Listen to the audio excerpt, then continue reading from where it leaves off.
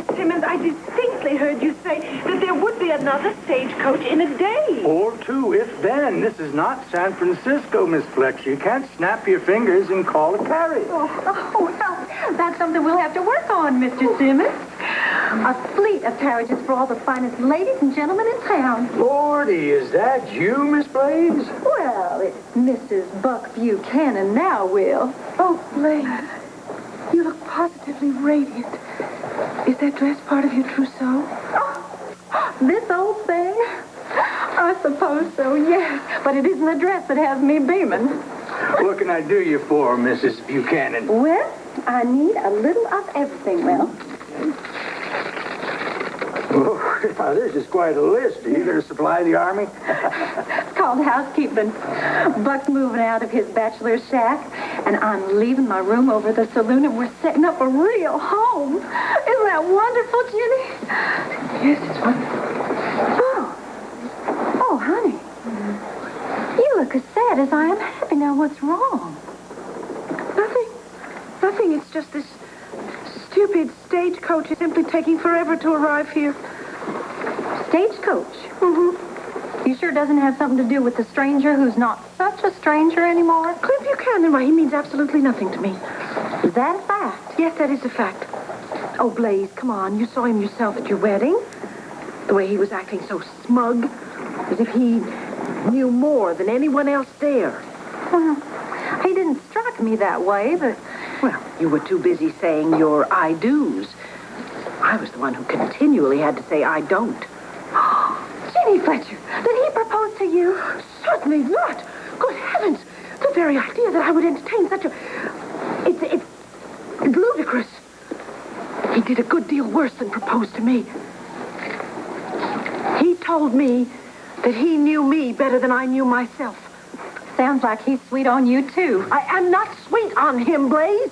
He is nothing but an arrogant, loud-talking cowboy. Just my type. Do you know what he had the nerve to say to me? The nerve! He said that I would get married. Not only that, and in his words, he said that I would have children and a whole passel of grandchildren. Well, Ginny, what is wrong with that? I choose my own life, Blaze, and I have chosen to live it alone. I do not need sympathy, nor any Arizona ranch hand's predictions. Well, now, honey, maybe you missed the point. Maybe he was just planning to make that prediction come true all by his lonesome. I would not marry him for anything, not for a million of anything in this world. Besides what? He will never be a part of my life, Blaze.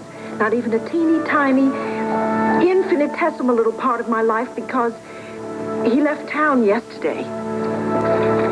Oh, well, no wonder you're so down in the dumps. Oh, Blaze, now I told you... I know, I've heard. But I am not so inclined to dismiss what Clint predicted. After all, marriage can hit you when you least expect it. Just look at Mrs. Buck Buchanan.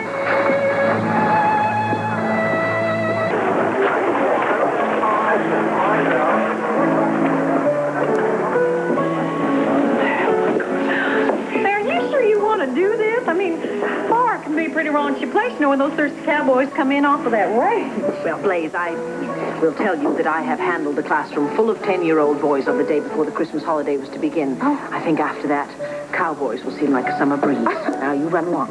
Oh, Jim, thanks for pitching in. Oh, after everything that you have done for me, it is the very least that I can do for you. Now, you run on home, put on your prettiest apron, and start cooking. Whoa, honey, what's your hurry? Buck, do me a favor. Always happy to oblige. Will you stay here just for a few hours? Hours? I'm hungry, Blaze. You're not just for lunch. Well, no mind, Mr. Buchanan, but I don't want you setting foot in our house till I'm ready for you. Go on.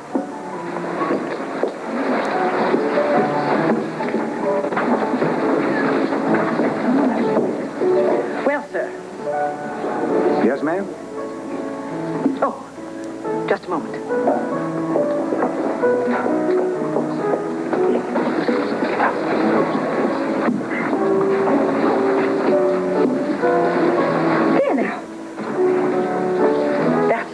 retire, I believe. You, sir, drink whiskey. Am I correct? Yep. Very good.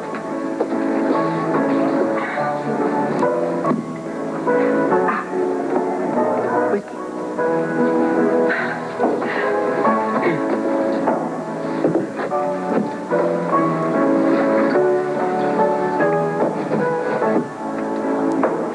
One whiskey. Coming up. I did it. Oh, good heavens, I wanted to do that all my life. I did it. Here, I thought you were nothing but an old maid school mom. That slipped out, ma'am. I'm sorry. Quite all right. I am a school mom, and I'm very proud of that. As for being an old maid, I prefer to think of myself as a woman of independent means. Well, good. I was independent, too. And then I found the right lady.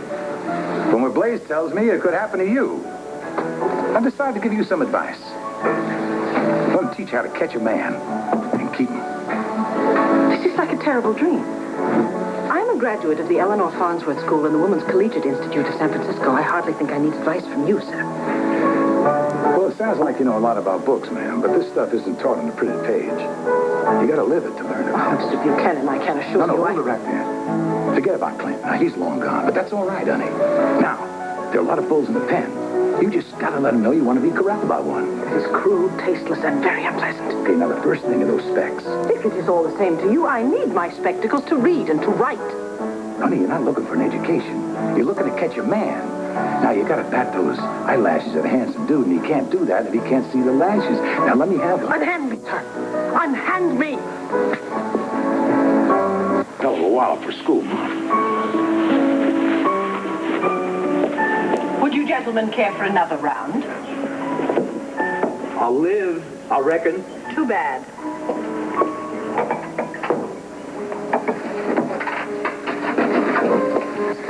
What is it with you, Louie? You act like I should apologize. You were the one who hit me. You asked for it. Right there you look. I'm sorry. I just wanted you to loosen up, let your hair down, so you didn't scare off every eligible bachelor that came at you. What do I say now? What?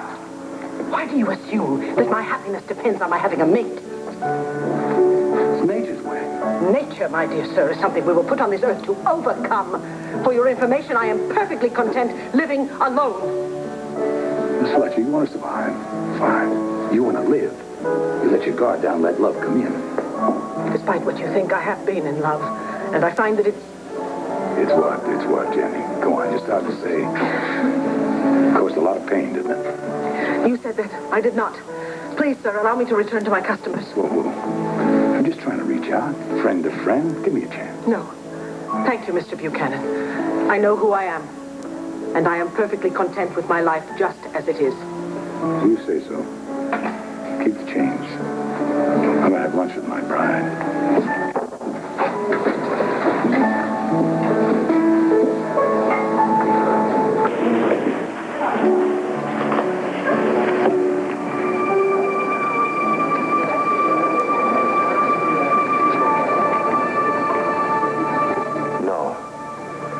It's fading, just like Cord's photo was before I got Cody together with me.